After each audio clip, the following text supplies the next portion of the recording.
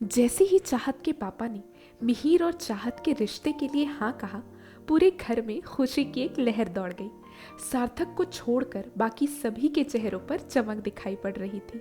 सार्थक चुपचाप वहां से उठकर अपने कमरे में चला गया। सबने उसे नजरअंदाज किया। चाहत और मिहिर के माँ बाप एक दूसरे से गले मिलने लगे और अपनी खुशी का इजहार करने लगे। फिर मिहिर के पापा ने कहा, बस एक और छोटी सी बात है। हम चाहते हैं कि शादी अभी ना हो, दोनों बच्चों को उनकी पढ़ाई पूरी करने देते हैं। जैसे ही दोनों के कॉलेज खत्म हो जाएंगे उसके बाद शादी का सोचेंगे। चाहत के पापा ने कहा, जैसा आप लोगों को सही लगे। फिर चेहरे पे खुशी लिए मिहिर के माँ बाप ने चाहत के घर वालों को अलविदा कहा। उनके जाते ही चाहत जाकर अपने पापा के गले लग गई और सिसक सिसक कर रोने लगी। ये देखकर उसकी माँ की आंखों में भी आंसू आ गए। उसने अपने पापा से कहा, पापा, मैं दुनिया की सबसे खुश नसीब लड़की हूँ जो मुझे आप जैसे पापा मिले। आप दुनिया के सबसे अच्छे पापा हो, शुक्रिया। ये सुनकर चाहत के पापा के चेहरे पर हल्की सी मुस्कान आ गई। ये देखकर समर्थ की भी आंखें नम हो चुकी थी। वो आया और उसने अपने पापा और चाहत को गले से लगा लिया। शाम हुई और चाहत अपनी बालकनी पर आई अपनी दोस्त छाया के साथ। जैसे ही वो आई उसने देखा मिहिर नीचे खड़ा है। मिहिर ने चाहत को छत पर आने का इशारा किया। हमेशा की तरह छाया को दरवाजे की निगरानी पर छोड़ चाहत और मिहिर छत पर पहुंच गए। एक दूसरे को देखते ही पहले तो दोनों ने एक दूसरे को जोर से गले लगा लिया। दोनों ने एक दूसरे को ऐसे पकड़ रखा था जैसे आज के बाद कभी खुद से दूर नहीं करेंगे। कुछ देर एक दूसरे की बाहों में खामोश रहने के बाद चाहत ने कहा, मैं किस अल्फाज में तुम्हारा शुक्रिया करूं मिहिर। मैंने तो तुमसे ये कह दिया था कि मैं किसी और से शादी कर लूंगी और तुमसे उम्मीद भी छोड़ दी थी। मेरे इतने बुरे बर्ताव के बाद भी तुमने मुझे अपनी जिंदगी से नहीं निकाला। मैंने तो सब ऊपर वाले पे छोड़ दिया था। अगर तुम अपने माँ बाप को मना कर नहीं लाते तो शायद सच में मुझे किसी और से शादी करनी पड़ती। मिहिर ने कहा, अच्छा, कुछ दिन हमारी बात नहीं हुई तो अब मैं इतना पराया हो गया कि अब तो मुझे शुक्रिया कहने लगी। चाहत, मैं तुमसे बेइंतहा मोहब्बत करता हूँ। तुम मेरी आदत हो, मेरी ज़रूरत हो, मेरी जिंदगी हो। तुम्हारे बिना पूरी जिंदगी तो क्या, मुझे एक पल भी गंवारा नहीं है। तुम्हें लगता है मैं तुम्हें जाने देता? कभी नहीं। मैं तुम्हें पाने के लिए पूरे जहान से लड़ने को तैयार था। मुझे तुम्हारे सिवा अब और कोई नहीं दिखाई देता। तुमने मुझे दीवाना कर दिया है अपने इश्क में। तुम्हें तो मुझे हर हाल में पाना था। ये सुनकर चाहत के चेहरे पर एक सुकून दिखाई दे रही थी। उसने मिहिर के कंधे पर अपना सर रखा, अपने एक हाथ से उसका हाथ पकड़ा और अपने ख्यालों में खो गई। उसे इस बात का सुकून था कि उसने अपने लिए बिल्कुल सही लड़का चुना था। उसे मिहिर पे और अपनी मोहब्बत पे फक्र था। उसे फक्र था इस बात पे कि मिहिर एक ऐसा लड़का था जो उसके लिए सारी दुनिया से लड़ने को तैयार था। चाहत को अपनी जिंदगी के वो 3 साल जो उसने मिहिर की याद में बिताए थे वो अब जाया नहीं लग रहे थे। उसे यकीन हो चला था कि अगर हम किसी को पूरे दिल से और शिद्दत से चाहें तो देर से ही सही पर वो हमें मिलता जरूर है। चाहत का अब अपनी किस्मत और ऊपर वाले पे भरोसा और भी मजबूत हो चुका था। चाहत की आंखों के सामने एक एक करके वो सारे मंजर आने लगे जिसमें मिहिर था। मिहिर से पहली बार मिलना, पहली बार उसकी बाहों में गिरना, फेयरवेल पार्टी पर उसके साथ इतने करीब होकर उसके कंधे पर हाथ रखकर उसके साथ डांस करना, मिहिर का जुदा होना और वापस उसकी जिंदगी में आना।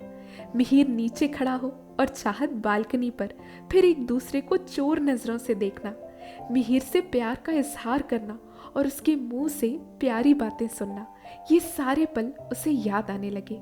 फिर चाहत ने देखा कि अंधेरा छा चुका था। उसने मिहिर से कहा, मिहिर, बहुत देर हो चुकी है, चलो अब हमें चलना चाहिए। मुझे माँ की मदद भी करनी होगी खाना बनाने में। मैं मानती हूँ हमारे घर वाले हमारे लिए राजी हो चुके हैं, पर तुम जानते हो ना, अभी भी शहर में शादी से पहले लड़का लड़की के मिलने को गलत ही मानते हैं। चाहत की ये बात सुनकर मिहिर थोड़ा मायूस हो गया, पर उसे पता था कि चाहत बिल्कुल सही कह रही है। उसने चाहत को जोर से गले लगाया और फिर मिलने का वादा कर वहां से चला गया। खाना खाकर चाहत अपने कमरे में चली गई, अपने और मिहिर की आगे की जिंदगी के बारे में सोचते।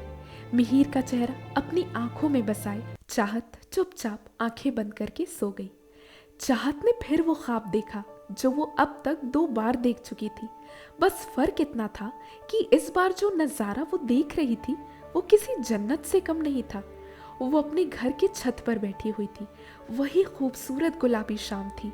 आसमान पे अलग अलग रंग के परिंदे दिखाई पड़ रहे थे, सफ़ेद, काले, भूरे, हरे, नीले और कई रंग के।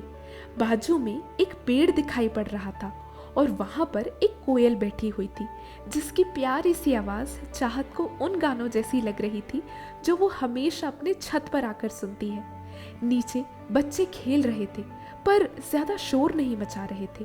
और फिर वही भीड़, और उस भीड़ के बीच में वही लड़का जिसे वो अपने ख्वाब में 2 बार पहले देख चुकी थी।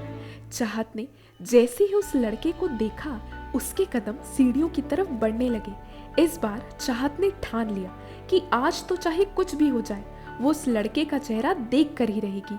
जैसे जैसे चाहत आगे बढ़ती गई उस लड़के की आवाज़ और तेज होने लगी।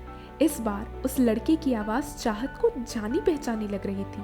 वो ऐसी आवाज़ थी जो उसके कानों को सुकून दे रही थी, जैसे कि मिहिर की आवाज़ देती है।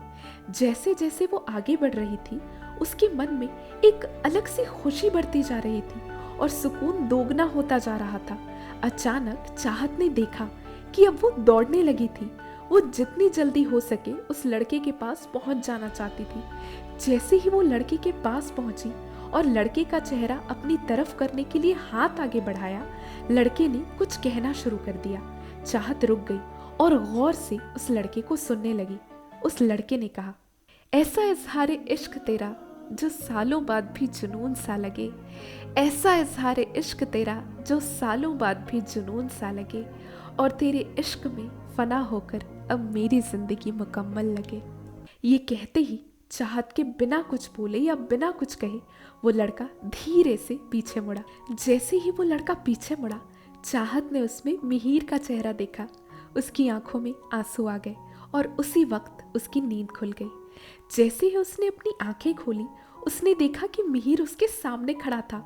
मिहिर ने कहा, अच्छा हुआ तुम उठ गई, मैं बस आकर तुम्हें जगाने ही वाला था। चलो आज हम घूमने जा रहे हैं। डरो मत, तुम्हारे माँ बाप से मैंने मंजूरी ले ली है और तुम्हारी माँ ने ही कहा कि तुम सो रही हो और मैं आके तुम्हें उठा दूँ।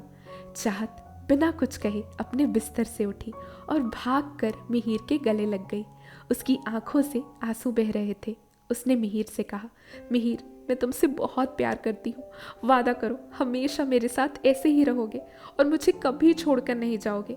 मिहिर ने चाहत के आंसू पोंछे और फिर उसके माथे को चूमते हुए कहा, वादा करता हूँ तुम्हें कभी अकेला नहीं छोड़ूंगा और मैं भी तुमसे बेपनाह प्यार करता हूँ। मेरी जिंदगी में तुम हो और हमेशा तुम ही रहोगी। तुम्हारी जगह कोई नहीं ले सकता। तो दोस्तों ये था चाहत की चाहत सीरीज का आखिरी चैप्टर। तो आपको ये पूरी कहानी कैसी लगी अपने अपने थॉट्स कमेंट बॉक्स में लिखकर ज़रूर बताइएगा। अगर कहानी इंटरेस्टिंग लगी तो इसे लाइक करें, शेयर करें और आगे ऐसी ही इंटरेस्टिंग सीरीज और स्टोरीज पाने के लिए हमारे चैनल को सब्सक्राइब करें और बेल आइकन क्लिक करें। Thank you.